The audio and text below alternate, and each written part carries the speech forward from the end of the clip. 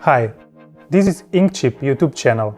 If your Epson printer has red lights flashing or displays maintenance request code, it means that the maintenance box is at the end of its service life. The message refers to the ink pads inside the printer that collect the ink during the printer initial setup, head cleaning cycles, and when printing borderless photographs.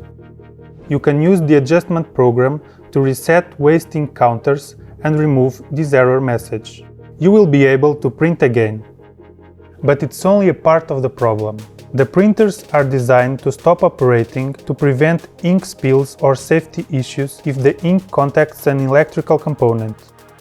Thus, sooner or later, you will need to replace the ink pad. You can purchase a new maintenance box from an Epson authorized reseller and replace it by yourself.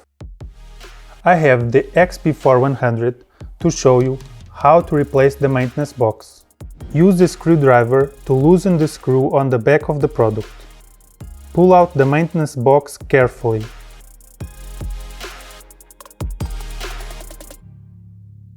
Insert the new maintenance box and tighten the screw to secure. That's all. Thank you for watching the video. You can find more manuals on the INKCHIP YouTube channel. Don't forget to subscribe. Bye!